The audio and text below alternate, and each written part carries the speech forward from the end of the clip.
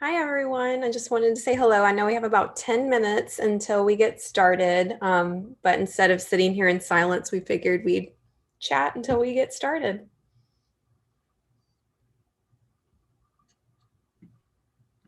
Can you hear me, Meredith? I can hear you. All right. Awesome. Can you hear me, Meredith? I can. Beautiful. Is my audio coming across? It sure is.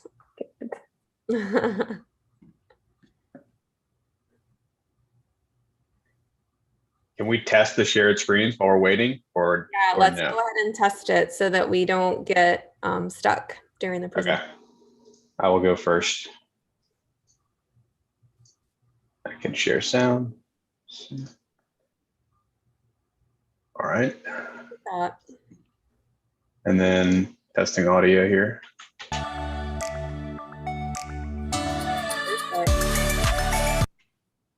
All right, so you're good, Meredith? Yep, looks good. Okay. All right, I'm gonna stop share.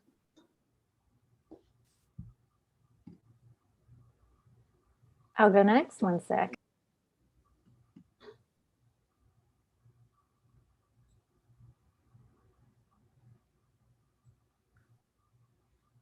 And how does that look for everybody? Great. Looks great. Looks good. Yeah. Awesome. Looks Perfect. great. Okay. How about that? Yeah. Looks good. Look at that bird pop. Nice. All right.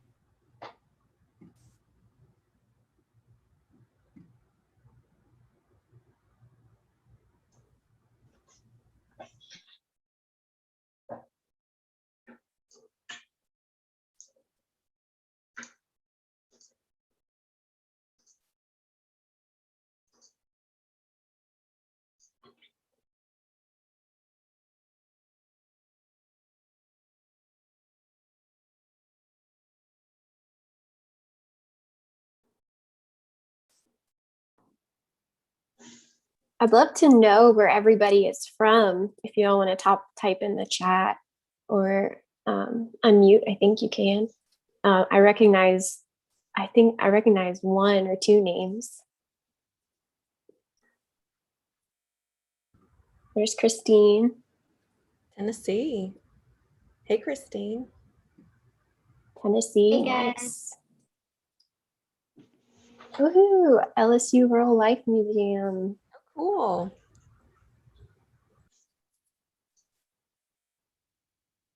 Nice. Got Mississippi State University.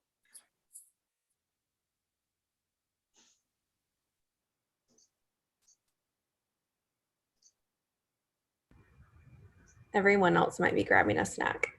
Yeah. So are y'all communicators or are you specific video? What is y'all's titles or workload? Nice. So we got director at University Television Center. Cool.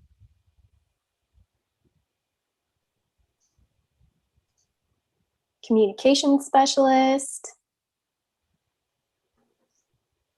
Communications coordinator. I have to say that can mean everything. Yeah. Pam does everything. Yes. Nice. So we've got Auburn chiming in here too. Oh, cool. Nice. Multimedia specialist.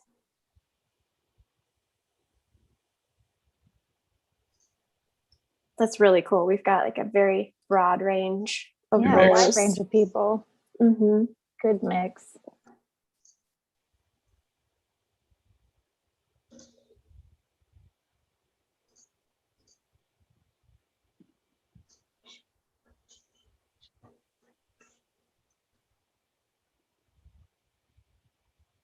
Did anybody else feel like their communication had to change a lot over the past year with video? I'm just like thinking about like we had to do more graphics. We couldn't film as many people in person. Yeah, it was a crazy change.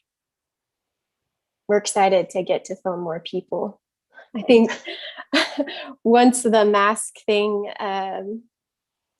gets resolved, or once masks go away in Louisiana, we're excited to film people smiling. I think that's one thing that we really have missed. Yeah. We appreciate David's comment. Learning to Yep. trap using the act in the air with no net. Yeah. Yes. So on point. Yes. Trying to figure out how to capture Zoom video. Yeah. Yeah. Andrew and I just know in our department trying to get people to film the correct way and then send it in to us has been also something interesting. I think also working with like broadcast media during the pandemic, you'd have your faculty expert go to the studio to film in person, and then having to do that over Zoom and navigate is the Wi-Fi strong enough for them to come through? Is it live, pre-recorded? That was a lot. Yeah. Mm-hmm.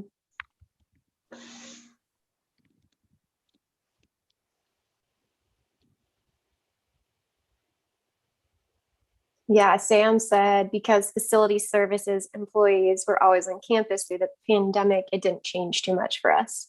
Video did give us an opportunity to increase transparency and how we helped keep campus safe. That's really true. That was a big buzz, was how do we keep people safe?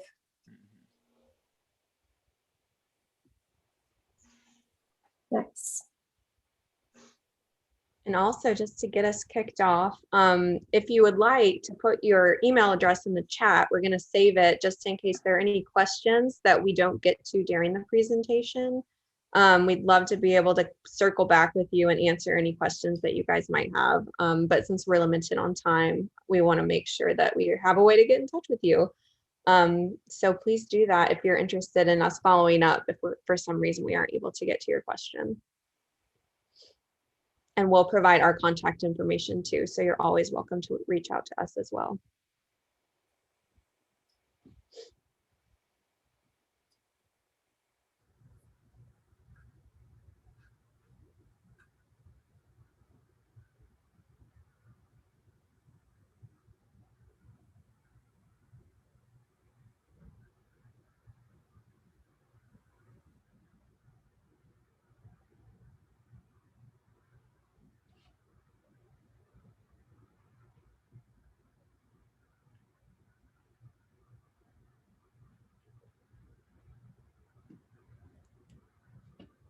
All right, guys, well, I'm just watching that clock and it is 1 minute away from 1. So I'm going to go ahead and slowly get started since we still have some people coming in.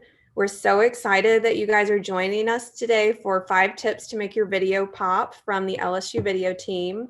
I'm Meredith and I'm moderating today's session, and I'm so lucky to work with these talented folks. Today we have Elizabeth Shaw, Andrew Franzella, and Grace Pounders, and they are just phenomenal. I'm so excited for you to get to see some of the fun tips and tricks they have to share with you today. A quick note for those of you just popping on, we will be taking questions after each section of content. We have it broken out a little differently than some of the other Zooms you may have viewed so far. So we'll read a question or two after each section, and any questions that we don't get to, please pop your email address into the chat and we would love to follow up with you after the presentation. So with that being said, all the breakout rooms are being recorded and will be available on demand once the presentation is over. So you can always go back and see anything that you may have missed. And with that, I'll turn it over to our video team. Hey guys, as Meredith mentioned, my name is Elizabeth and I'm joined by the most fantastic video producers literally anybody could ever ask for, Andrew and Grace, who will also be helping me with this breakout session. So today we really wanted to just hone in on 5 tips that is going to make your video just pop. I'm sure plenty of times people have asked you, either administrators or colleagues, hey, let's make a video on this particular subject. So you're thinking, okay, so filming is easy enough. I have a smartphone, I can film in HD, but how do I really make it pop? What do I do with the footage once I actually film it? How do I make it stand out? How do I make it look cool, like that social media video? So that's what this session is really all about. We really want to add value to your videos. So some of these tips like slow-mo and really cool transitions will kind of really remind you of stuff that you're currently seeing on social media, and other tips like coloring your footage, lower thirds, boosting audio, all that kind of stuff is a little bit more subtle, but equally as important to really polishing your video. So as we represent our institutions, we really want our videos to be fun and attractive, but also remain professional and consistent, because as we very well know, we're catering to a bunch of different audiences, students being primary, but also, of course, alumni, faculty, staff, you name it. So just a note, we will be sharing these tips in Premiere Pro, but if you do have a different editing software, don't worry. The tools may look a little bit different, but the principles are exactly the same. So you should be able to transition pretty easily. And I know this whole session may feel a lot like drinking water out of a fire hose, but don't worry, you can always go back and review the session afterwards. So with that, I'm going to toss this over to my colleague, Andrew, to talk about slow-mo and some speed ramps. So Andrew, whenever you're ready. All right. Thanks, Liz. Hey, everybody. Thanks for joining. I'm going to share my screen here with Premiere Pro. And so, yeah, we're going to talk about slow-mo and speed ramps and transitions. But first, I think we need to set the table a little bit with frame rates, which can be a little confusing, but we're going to try to simplify it as much as we can. So very basic, how many frames do you have per second? So that's really the key to remember here, because we're going to get into slow-mo. The key to remember is what I film in is what I'm going to edit in, at least for your regular footage when you're doing interviews. So there's 3 basic types of frame rates. I'm going to talk about 2 that I think are the most common. So 24 frames per second, which I'm going to show you right now, is what we film our regular footage and what we edit in. And it's a little more that cinematic look, because most films are shot in 24 frames per second. So it's a little choppy, it's a little stuttery, but it reminds you of seeing a film. So you can see that with some of our graduation clips right there. Now I'm going to hop over here and show you 60 frames per second, which I like to say is buttery smooth. You know, if you're watching a football game broadcast, then that is going to be 60 frames per second, and it's very smooth. There's our guy with fun tiger hands. So that helps set the table as far as when you think about slow-mo, most smartphones can record slow-mo. But what is slow-mo? To me, the easiest way to simplify it is, if I want to have slow-mo footage, I need to have more frames per second than what I'm editing in. So if I edit in 24 frames per second, then I need greater than that. So it could be 60, it could be 120, it could be 240. So even the latest iPhone can do 240 frames per second, which is really cool. So here's a clip I have in 240 frames per second that I shot at graduation, and it's this guy doing a toe touch. And so I can compress that. My coworkers like to use the slinky analogy. With slow-mo, if I have 240 frames per second, think about a slinky can go all the way out. I can always compress it and make it faster, but I have to have that information if I'm going to drag it all the way out to 240 frames per second and get that nice, smooth slow-mo. So this one I did shoot in 240 frames per second. So I'm just going to show you very quickly.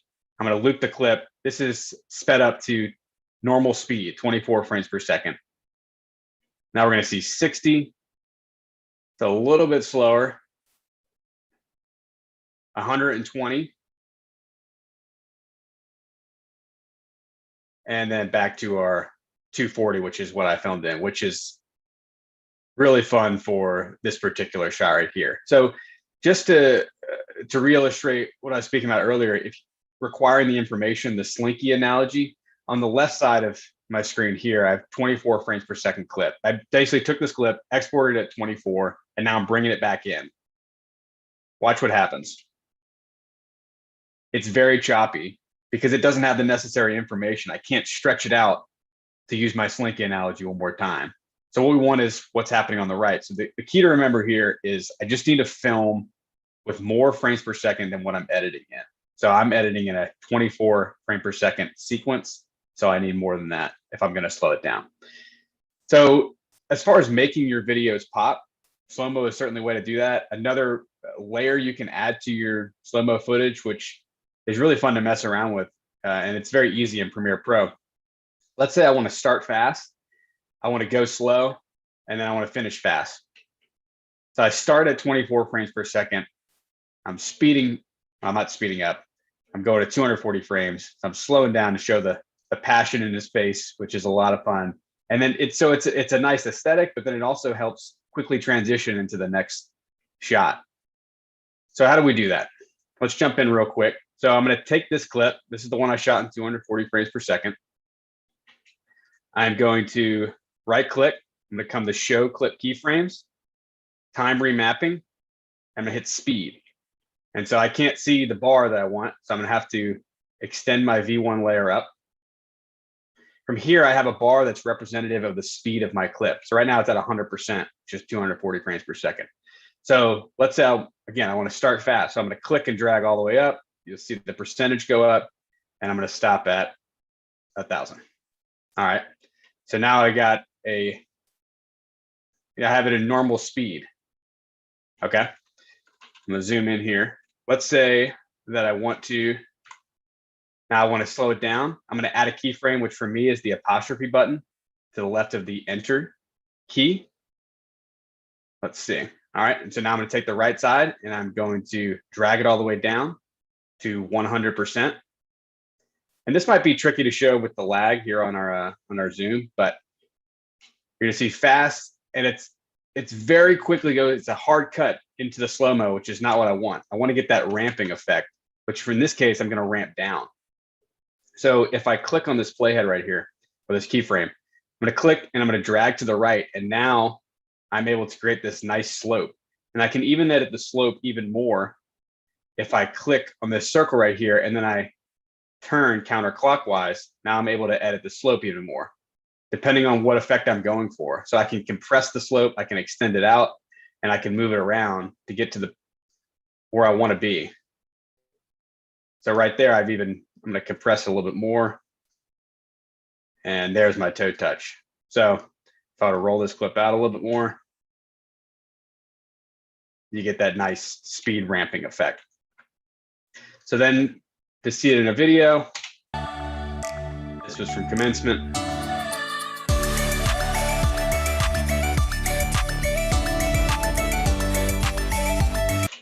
So it's just a nice way to transition in and out of clips, which is a good segue because you also saw some nice transitions right there, which is the last thing that I want to touch on in this portion. So when it comes to transitions, there's plenty of stock transitions in Premiere Pro, and you can do cross dissolves, but we're going to add we have something in our resource sheet with a website that has already pre-produced very fun transitions that you can use, and it's as easy as copy and paste.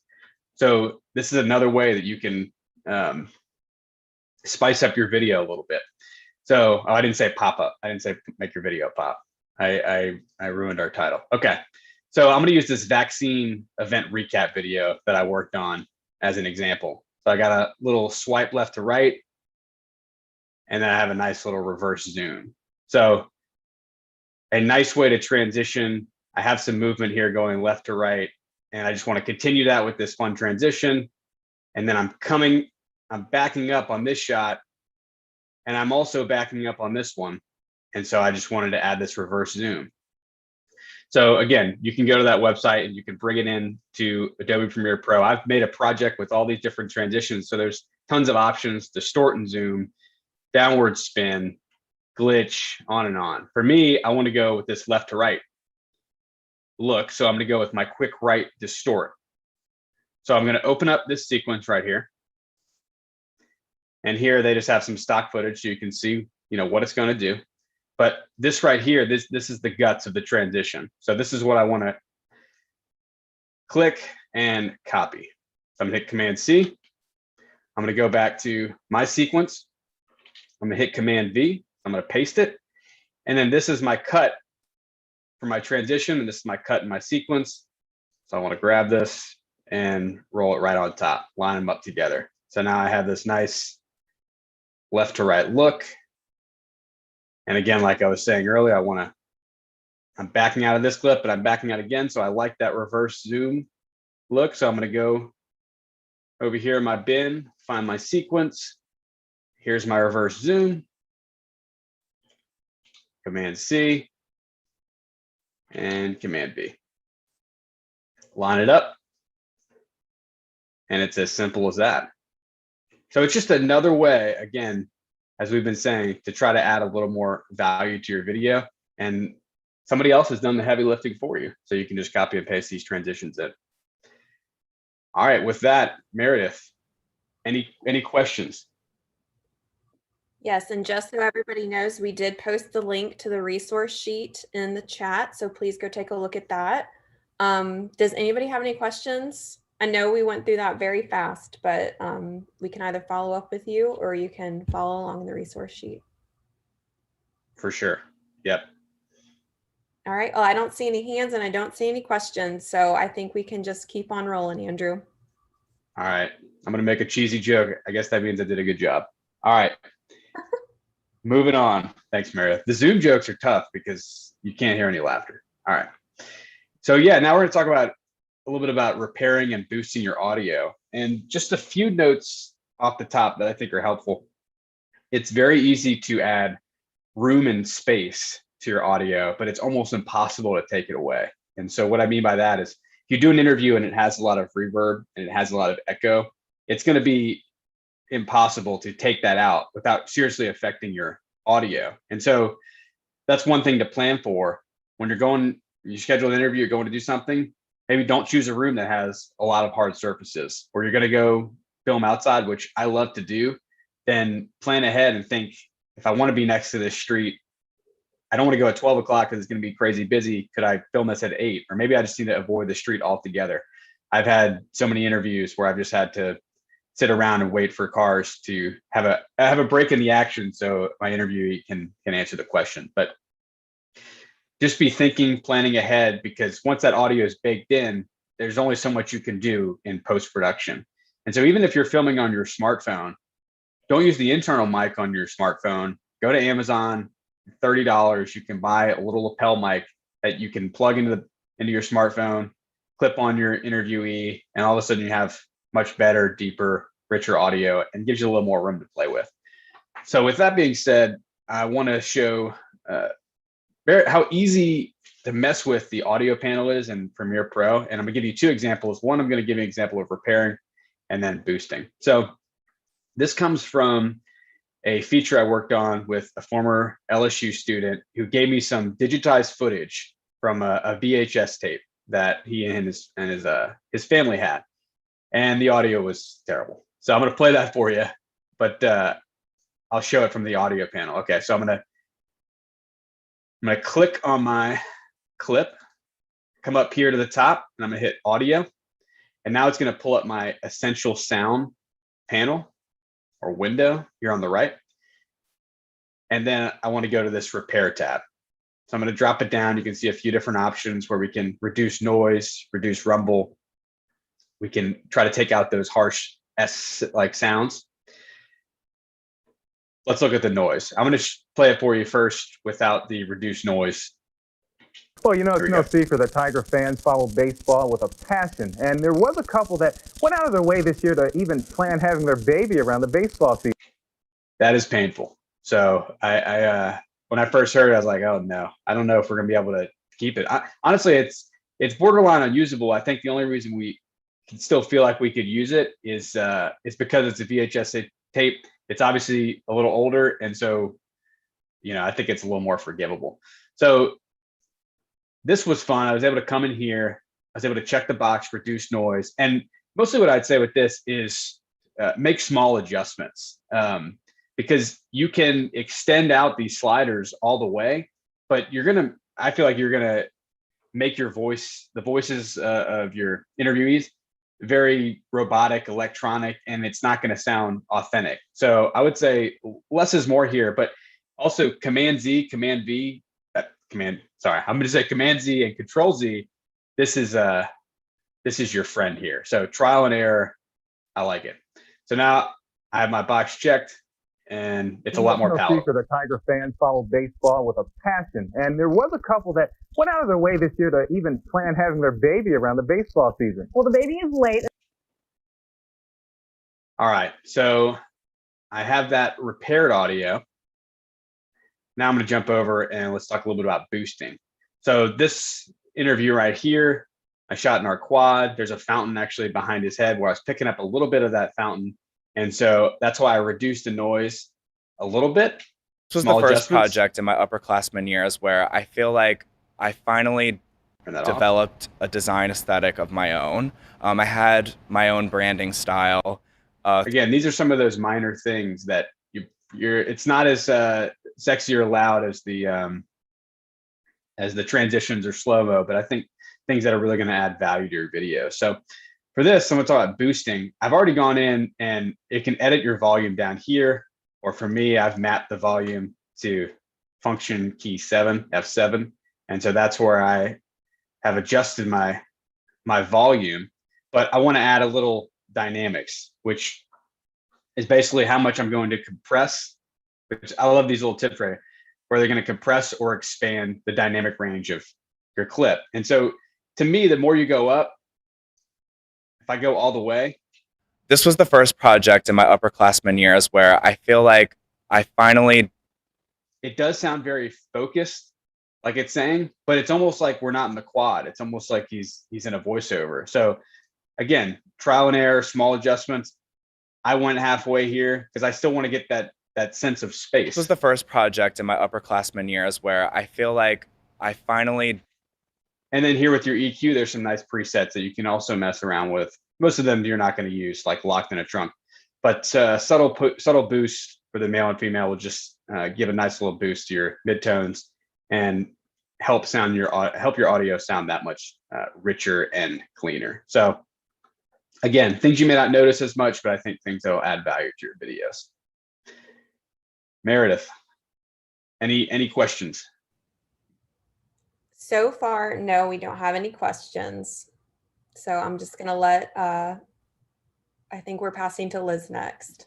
All right, that sounds good. I'm going to throw it over to Liz. Hey guys, thanks Andrew. That was absolutely fantastic. So today I'm going to talk to you guys about something not quite as sexy or flashy, but still equally as important, and that is lower thirds. So I'm sure many of you guys have heard of lower thirds. They are a great way to introduce elements in your video without it being a detriment to the overall flow of the video. One thing to note is people are usually watching videos on social media on mute, especially the younger generation. So it allows you to have more time to focus on the subject and the content that you're looking to produce for your video. It's a pretty basic section that I'm going to go over today, but it's really kind of easy to overdo it. So I'm going to show you 3 different types of lower thirds that are pretty basic, but like I said, subtle is better. The first one is an animated lower third. So we have it right here. I'll show you guys. Just kind of floats in nicely from the left to the right. And it's got a nice little blur whenever it decides to glide in. So this was achieved by opening the graphics panel, and you can open the essential graphics tab right here. I typed in Dr. Catherine O'Neill, and note that her title, her name is a heavier weight font than the actual description. This is a really nice look because we want to call attention to her name, and then the other 2 lines are secondary information. So I achieved this kind of blur effect by going into the effects panel, adding the transform effect. And what's really cool about the transform effect is that any type of movement that you can do, you can kind of have a little bit more control over it. So you can see my keyframes here. I have it going from left to right, and I achieve the blur motion by adjusting my shutter angle. So I have that as 180 degrees. So anything above 180, you're going to get a nice blur. 360 is going to be super blurry. So you see I've got Dr. Catherine O'Neill coming in first, and then the second line right here is the next chunk of text. So you notice that these 2 are actually 2 separate text boxes, and in order to actually type onto the screen, you click your type tool, of course, right here. We have Dr. Catherine but we've already typed that out.